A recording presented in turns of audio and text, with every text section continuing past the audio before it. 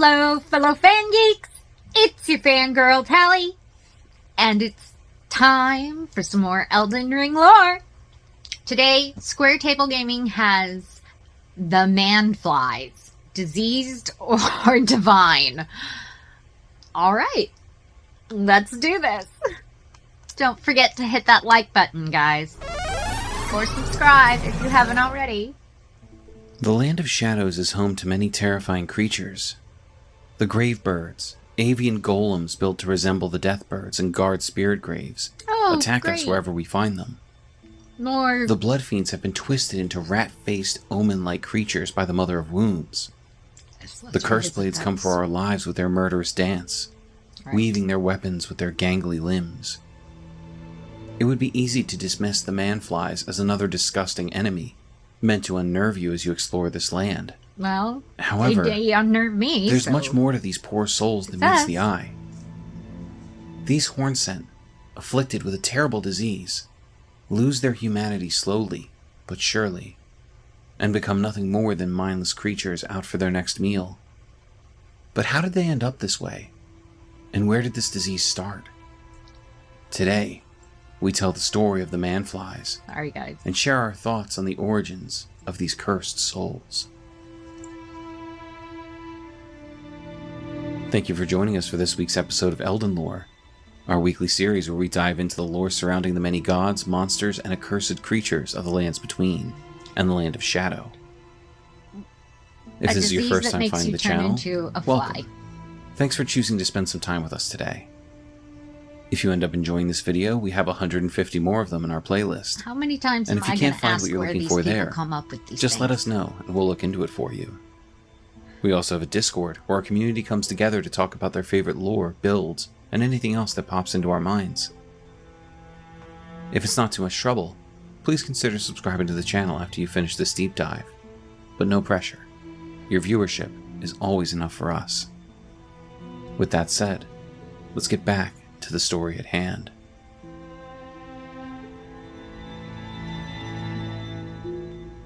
We can encounter the man-flies fairly early on our journey as we explore the first open field in the Land of Shadow and come across the ailing village. These creatures clearly hold a human form, but they've sprouted extra fly-like appendages, such as skinny insect arms and fly wings. And their spines have also elongated, pulling and stretching their torso.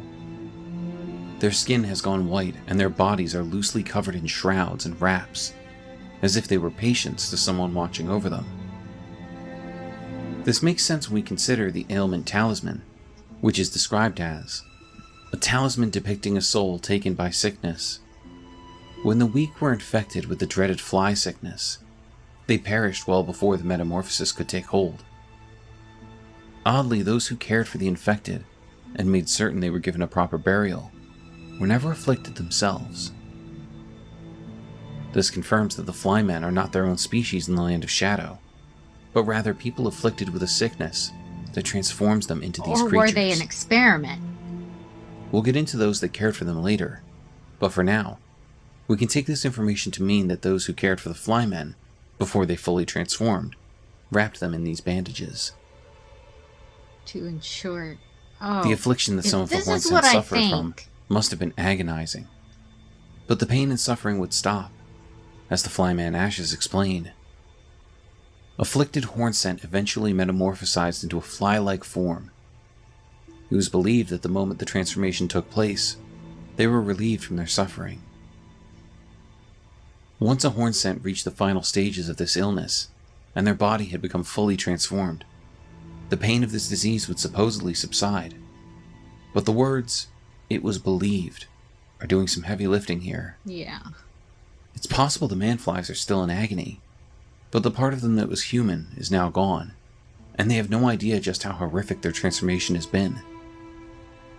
If the completed transformation somehow dulled their ability to show emotion, then if they were still feeling the pain of the disease, we'd have no way of knowing. Oh my gosh. I'm inclined to believe they truly can still feel this pain, due to the invaluable crafting material they can drop, known as fly mold. A species of fungus known for its deathly sweet stench, found by hunting man-flies. Cultivated using the flesh and blood of the manflies, it can serve as pot innards. Fly mold is an integral ingredient in numerous hefty pots, such as the fetid, fly, poison, and rot pots. If their very flesh can be used to spread all manner of pestilence, I think it's fair to assume living with that flesh is torturous to the manflies. Think so.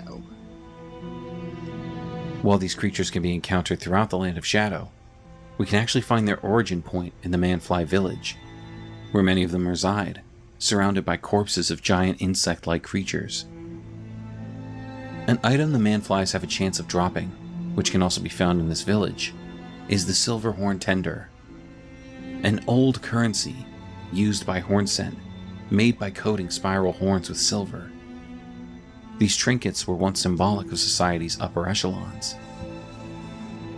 If any manfly can drop this item, it means that those who were afflicted with this disease can be associated with older families of the Land of Shadows, which once held some level of status. But this isn't the only interesting thing we can find in the village. Among the manflies, we can find a Hornsent spirit with the ability to cast Swarm of Flies, an incantation associated with the Formless Mother. A Blood Oath incantation, shared from the Lord of Blood's power, releases a swarm of blood flies before the caster to assault foes.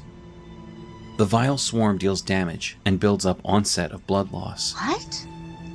The new palace of the Lord of Blood lies in a swamp of festering blood, No. and these wait a flies minute. are said to spawn from excrement in that land.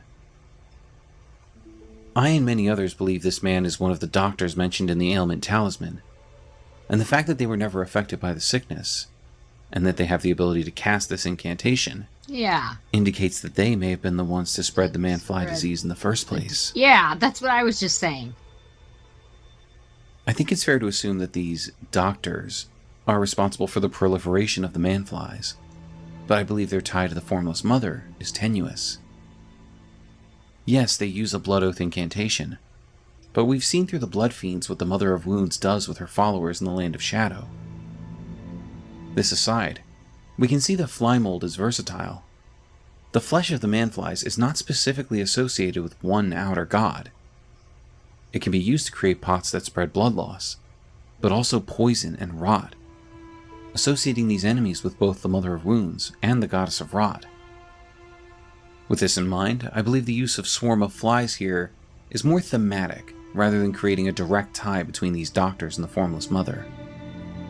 It's So possible then they may have what's- tapped into her power, but I don't believe they are in any way her acolytes, not like Luminary Moog, his dynasty, or the Blood Fiends. It would seem the manflies were nothing more than an experiment for these physicians, and their Oh, they- affliction may have never been contagious in the first place. The details we have come together to paint a picture of a very controlled disease, spread through the practices of physicians trying to learn something, and believing this particular transformation held the answers they were seeking. Perhaps this was an attempt to bring the Hornsent closer to their religion, as wings and more animalistic traits are deeply associated with the primordial crucible. It's possible these doctors were studying a form of religious salvation. What if those Hornsent that never grew horns of their own were looking for a way to bring themselves closer to the crucible? Oh, wow. If they could not have horns, what other vestiges could they obtain? Maybe wings? What if the manflies were unwitting pawns in the experiments of these doctors, believing they could somehow become closer to the divine body their churches coveted? That's so What if the sad. manfly village Why are these is always full so of the upper sad? echelons of Hornsent society, This because they game believed is their so money and effed influence up. could pay for divinity? And the result was this horrible amalgamation of man and fly. Maybe the manflies truly were afflicted with a terrible disease through no fault of their own. But it's also possible these are the just desserts of those who tried to take a shortcut in an attempt to become divine like their tutelary deities. Oh. We'll never know the truth, but one thing we do know is that no one truly survives the transformation. They simply continue existing Does seem until to be that someone way. has the decency to cut them down. and end their suffering. Thank you for joining us for this breakdown of the manflies. What do you think of our theory about the richer people of the Land of Shadow attempting to pay their way into divinity? That I believe. Where did you first encounter the manflies? Do you harvest their mold for your pots? Do you believe they're associated with a specific outer god, and why? I have no idea. Let us know your thoughts and theories in the comments below.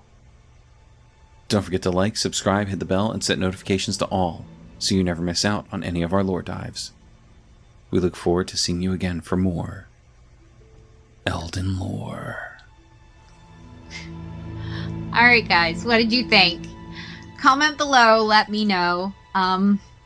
That was totally gross and sad, and I absolutely loathe the whole experiment on people, situations, in things. Just gets me. So yeah, no, don't like. It was beautiful, amazing, as always. Square Table Gaming always hits it out of the park, and does it in a way that I actually understand and can appreciate the storytelling behind the game, so that's helpful. But yeah, what did you guys think? Comment below, let me know. Please remember to like this video, and if you're not already a fan geek, please subscribe to our channel. It really helps us out, and we appreciate every single one of you. Hit that notification bell on your way out with your notifications turned on so that you know every time we drop a new video. And I'll see you in the next one. Bye guys.